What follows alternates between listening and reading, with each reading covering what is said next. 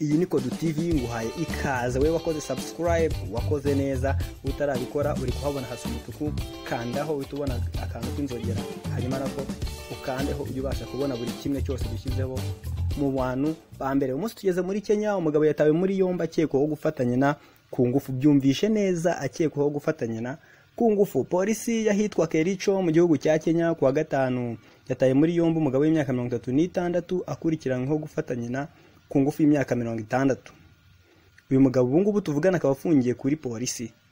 Amakuru avuga ko uriya mugabo yakoresheje imbaraga ashaka gufatanya na umubyara ku ngufu, akaba yaramufatiyeho umupanga amukangishije kumwica, ndetse amufata ku ngufu mu ijoro ryo kuwa 4 tariki ya 15 Kanama.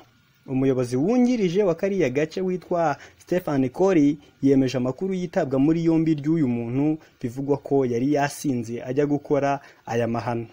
Yabivuze mu magambo ye agira ati, bivugwa ko yateye urugo rwa nyina ari nijoro, aramubyutsa amutegeka kuryama hasi. Nyina byanze, uri ukekwaho icyaha yamukubise inki amubwira ko amutemesha umuhoro. Uyu muhungu ukekwaho gufatanya na ku ngufu yasanze se atari mu rugo. Umubyeyi wakorewe icyaha yahise ajya kubibwira umuturanyi we, umuhungu we amaze kugenda amukomerekeje. Ibi ni ibintu bigenda biba hano kuri ino si. Hanyuma ntago mbizi niba mu Rwanda birahagera, ariko nanone Stephen Kore yagize ati, yanekerereje ibyamubayeho mu biro iwanjye, dufatanya n'abandi bayobozi gushakisha uwakoze icyaha, dufatanije n'abaturage. Ukekwaho icyaha yaje gufatwa arimo kunywa inzoga, n'ubundi twamushyikirije polisi. Uyu mubyeyi yajyanywe hitwa London kugira ngo yitabweho. Ukekwaho gukora icyaha azagezwa imbere y'urukiko ku wa mbere kugira ngo yisobanure ku byaregwa.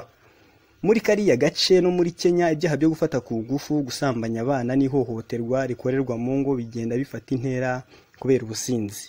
Wibuke ko iyi ni Kodu TV, tukugezeho ibintu byinshi bitandukanye. Hanyuma mwibutsa niba utarakora subscribe, akaniko kanya. Niba warayikoze, kude chapeau. Hanyuma turi kumwe mu nkuru z'ubutaha.